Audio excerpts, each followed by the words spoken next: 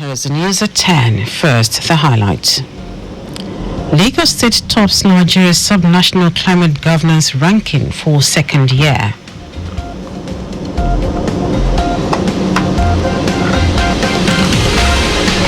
Senate set to screen new INEC chairman Josh Amukmuton.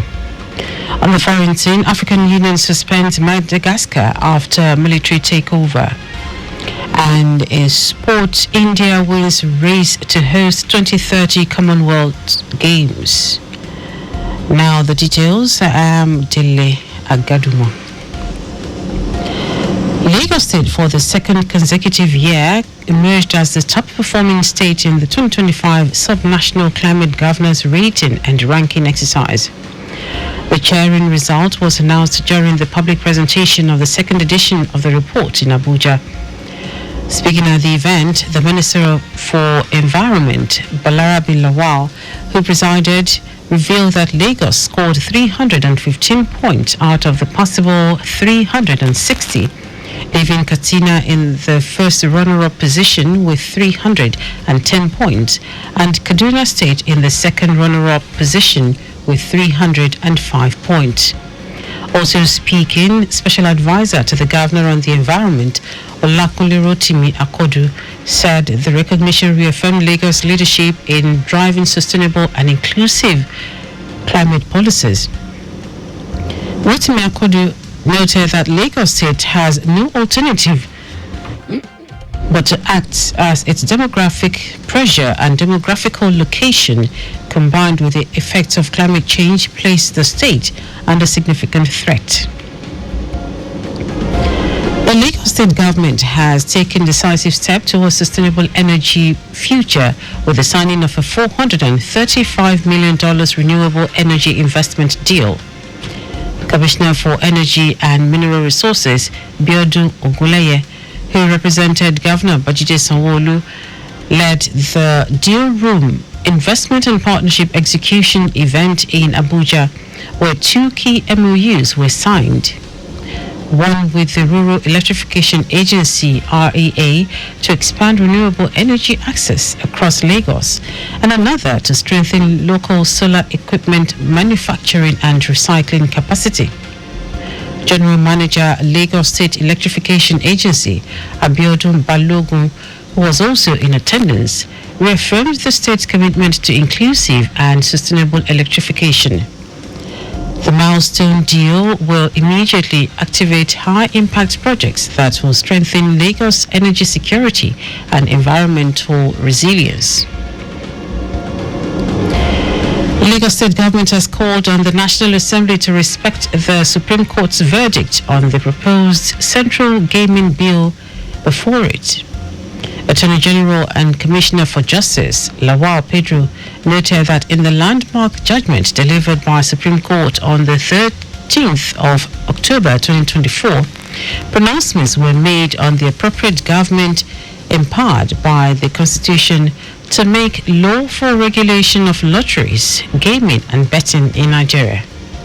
Pedro, who was joined by his information and strategy counterpart, Benga Omotosho, and the Managing Director, Chief Executive Officer of the Lagos State Lotteries Board, Bashir Are, at a press conference in Alausa, Ikeja, said the National Assembly lacks the competence to enact Lottery Act 2005, as lottery is not included in either the exclusive or concurrent legislative lists.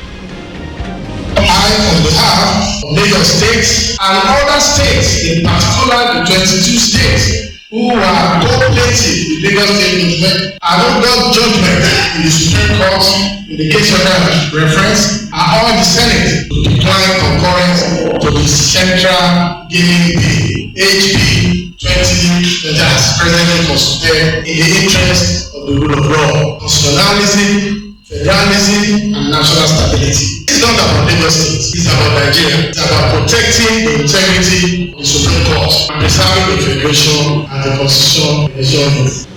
Earlier, Commissioner for Information and Strategy, Benga Omotosho, noted that enacting the law after a Supreme Court's pronouncement is dangerous to the constitutional democracy. Because it's not about us, it's not about our country, it's not about the rule of law. Full of all this learning. That means you will turn into a joke. Whoever is wily enough, whoever is brutal enough, whoever is strong enough, will now become king. And I think this is not the kind of society that we are trying to build under this administration of the president. Omotosho concluded that Lagos State has always been at the forefront of fighting for the rule of law and will not relent till the current issue is addressed. Now to the rest of the stories. The Senate will today screen Professor George Amokwito for the position of Chairman of the Independent National Electoral Commission, INEC. The announcement was contained in a circular issued by the Director of Information for the Senate, Bola B. Allah. The development comes after President Bola Tinubu's letter seeking the speedy confirmation of Amokwito was read on the Senate floor by the President of the Senate, Godswill Akpabio. Amokwito's nomination, which followed last week's endorsement by the National Council of State, marks a significant transition for the electoral body following the exit of Professor Mahmood Yakubu after a decade at the helm of INEC. Meanwhile, the Independent National Electoral Commission, INEC, says it will deploy more than 7,000 bimodal voter accreditation system devices for the upcoming Anambra State gubernatorial election scheduled to take place on November 8.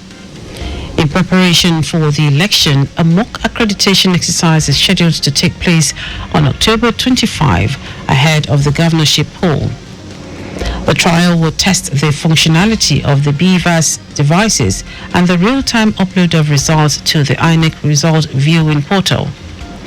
INEC also says a part of efforts to ensure transparency and facilitate effective media coverage, it has received applications from 43 media organizations seeking accreditation to report on the election.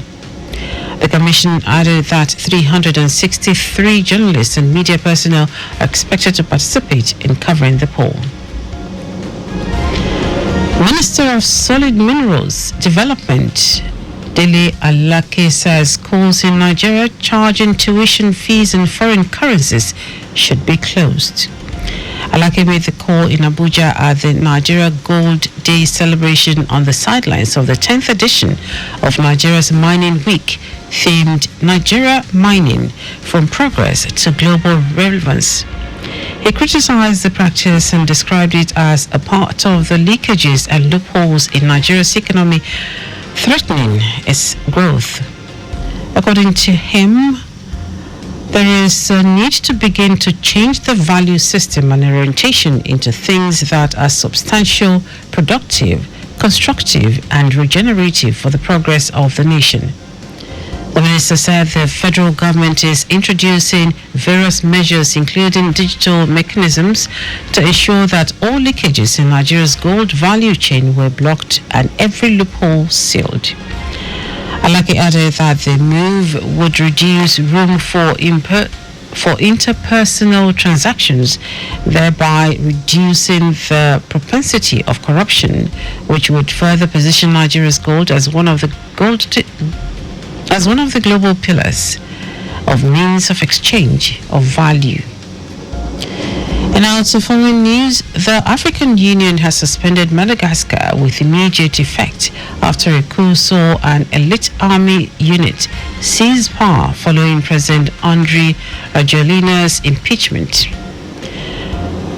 AU Commission Chair Mahmoud Yusuf confirmed this after Madagascar's top court confirmed Colonel Michael Rajoelina as president to plunge the poor Indian Ocean nation into crisis. The military leadership under Rajoelina has promised elections within 2 years after President Rajoelina was impeached following weeks of popular demonstrations.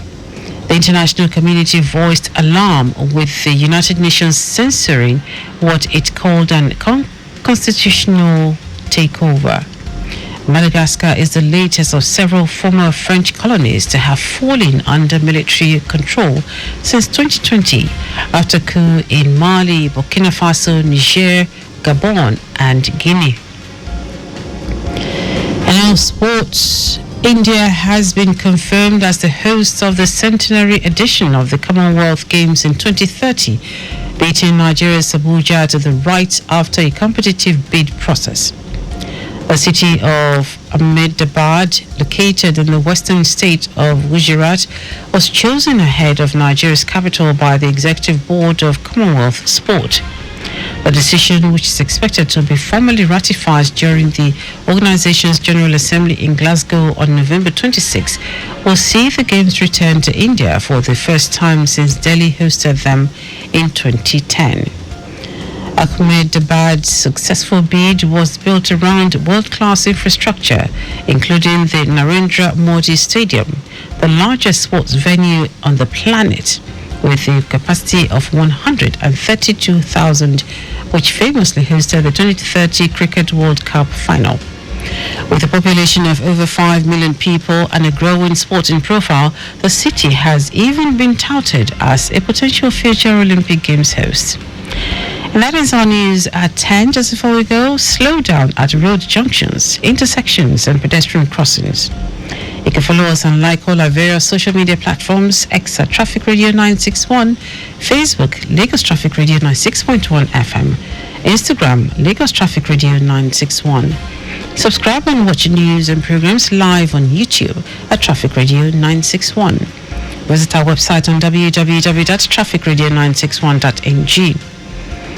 You can also listen to Lagos Traffic Radio 96.1 FM live on My Lagos app for timely updates. Did you know that the Sanwo-Olu administration completed and unveiled a 1.4-kilometer flyover and dual carriageway on Pensinema Bridge at Gigi? You can get more details on the Lagos State Government website. To end the news, try the highlights of the major stories. Lagos State, for the second consecutive year, emerged as the top performing state in the 2025 Subnational Climate Governance Rating and Ranking Exercise. The Senate will today screen Professor George Amupiton for the position of Chairman of the Independent National Electoral Commission, INEC. Also told you that the African Union has suspended Madagascar with immediate effect after a coup saw an elite army unit seize power following President Andry Rajoelina's impeachment. And in sport, India has been confirmed as the host of the centenary edition of the Commonwealth Games in 2030, beating Nigeria's Abuja to the right after a competitive bid process. For contact with the newsroom, send a message to info@trafficradio961.ng. That is today's broadcast compiled by Abiola Fabolagun. I am Dele Agadumo. Good morning. Thank you for listening.